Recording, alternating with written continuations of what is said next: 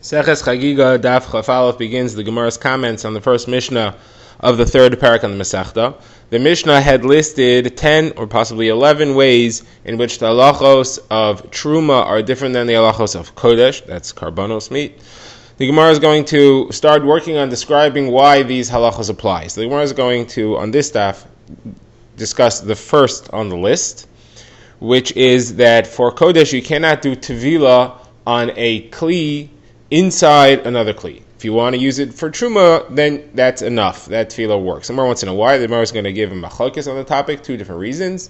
The Gemara will show that machlokes also spawns another machlokes as to how many actual halachos are listed in the Mishnah. Is it considered to be 10 or 11? The Gemara will then continue the discussion of how you could do Tefillah based on those two opinions. So let's begin. We've seen in our Mishnah that there are 10 or possibly 11 halachos in which Truma is different than Kodesh. That's Karbanos. The Truma is lighter because it has less Kedusha, it has less susceptibility to Tumah, and it has less strict halachos as far as Tumah and Tevila are concerned. So the first thing on the list was that if you want to use a Kli for Truma, it's enough if you do a Tevila of that Kli inside another Kli. That is, let's say you take a small cup, you put it inside a big cup, and put them both in the mikveh together. That Tevila works for Truma. You cannot use those kalim for Truma. However, you cannot use them for Karbanos, you can't use it for Kodesh. So the Gemara says, what's the reason that it works for one and not the other? The Gemara just begins by explaining what's the problem with that kind of tefillah. And there are two approaches. Rav Ila says the problem is that we're afraid that the inner kli is going to sit on the floor of the outer kli and prevent the water from getting between them. And therefore it'll be chatzitza, the water won't reach all parts of the kli, it'll be blocked. Now, Rava has a problem with that, and Rava says that there is a chatzitza halacha later in the Mishnah. The Mishnah talks about if you want to do tevila on clothing or cloth, for Truma it can be knotted and wet when you put it in the mikvah, but for Kodesh it has to be untied and dry.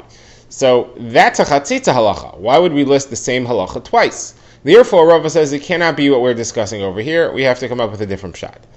Now, Rav Ila is not bothered by that, and the Gemara explains that Rav Ila says, no, we're going to list a chatzitza halacha twice, not because it's a different halacha, but because we want to tell you that each of these is a potential chatzitza problem.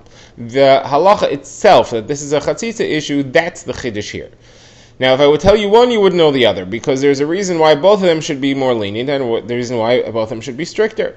As far as the kli inside the kli, so I'm teaching you that there is a concern that it may weigh down and be stuck firmly to the bottom kli, and water won't get between them.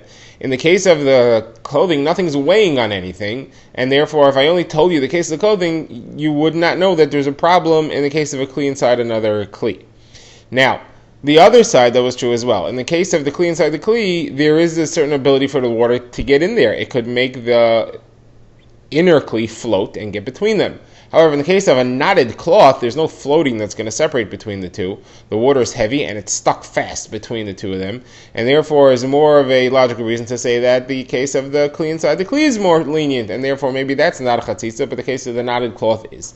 Therefore, we have to teach you both of these halachas. So that's Rav Ila's approach. Now, Rava says, no, we can't repeat the chatzitza twice. We have to be talking about a different halacha here, and therefore the knotted cloth is your chatzitza halacha. It shows you that Truma has lighter halachas as far as chatzitza is concerned.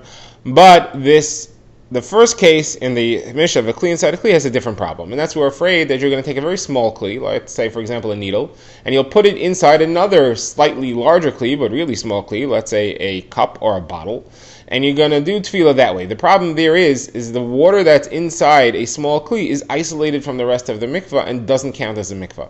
In order for something that's contained inside a larger object or mikvah or kli to be considered part of the water surrounding it, there has to be a hole between the two that's as large as a shvoferes hanod. So for example, if you have two mikvahs and one has 40 saw and the one that's near it doesn't have 40 saw, as long as they're considered connected, you could do tefillah in the small one. But that connection has to be a certain minimum size. It has to be a size called shvoferes hanod. Here also, you want to do tefillah, you have a small kli inside a large kli. The inside of that small kli, the water that's in there, if it has no connection to the water around it, that's at least the size of shvoferes hanod, then it will not count as mikvah. That'll be separate water that's inside that kli. And the needle that's in there that you're doing tefillah on did not get to toivel. That's what we're concerned about, and that's why we say you should not do any tefillah of a small kli inside a larger kli. Now, what's a shvoferes hanod? So the Gemara explains that is the stopper of a flask. A flask has like a reed or a tube that you stick in its mouth to stop it up. And the Gemara says that that's a thickness of 2 fingers fully rotated. So if you put 2 fingers together and you rotate them at a complete 360 circle, that's got to be a shofar sanod. It has to have the circumference and it has to have the diameter of that size. It cannot be flat, squashed flat. It cannot be a weird shape. It's got to be circumference and in diameter of that size in all parts of it. It's got to be a round shape, at least that size. That's the hole. That's how big the hole has to be. Okay, now the Gemara says that based on this machlokes between Rav Ila and Rava, we have another machlokes, and that is how many things are listed in the Mishnah.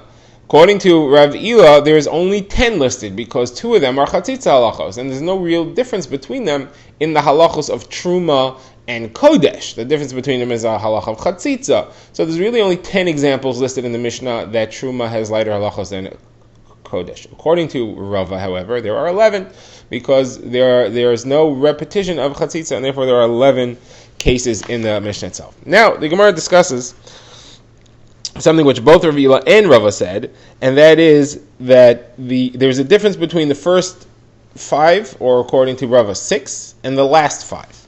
As the first set applies to kodesh, even to taharos shenasu al taharos hakodesh. That's to things which are really chulin, but we are keeping the halachos of kodesh upon them. The first 5 stringencies, or 6 according to Rava, apply to that as well. The last 5 only apply to real kodesh. They don't apply to chulin, which is where you're keeping the halachos of kodesh upon that. What's the difference between the first half and the second half? So Gemara says simply the first half, they're all 10 or 11 are all halachos of tumah derabanan. They're all concerns midirabanan.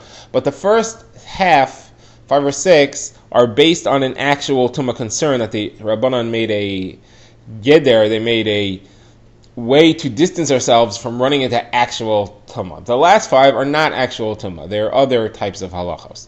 So, for example, the first 5 talks about a tvila, kli inside a kli. The second thing on the list is if you have different uses for a kli, each one has separate halachos for tumah.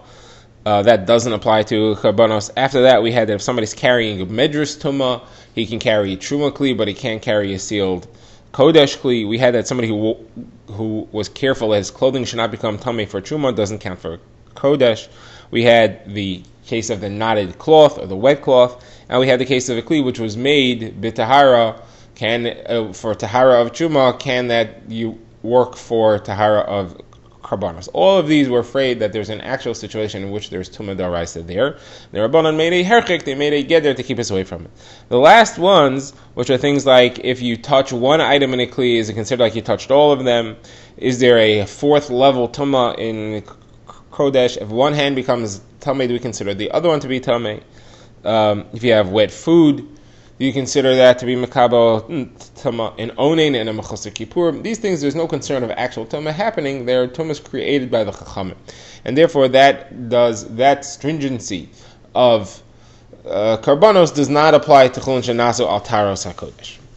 All right, now the Gemara wants to know what is the practical difference between the halacha, between the opinion of Rav Ila and Rava. We've seen that both of them have their own explanation as to why you should not do tefillah of a kli inside another kli for karbanos. What's the difference? The difference is the case where you have a very large kli with a very large mouth, such as a basket, or what the Gemara calls a gargusi. Rashi explains that's a large filter that's put over the storage where you store your wine.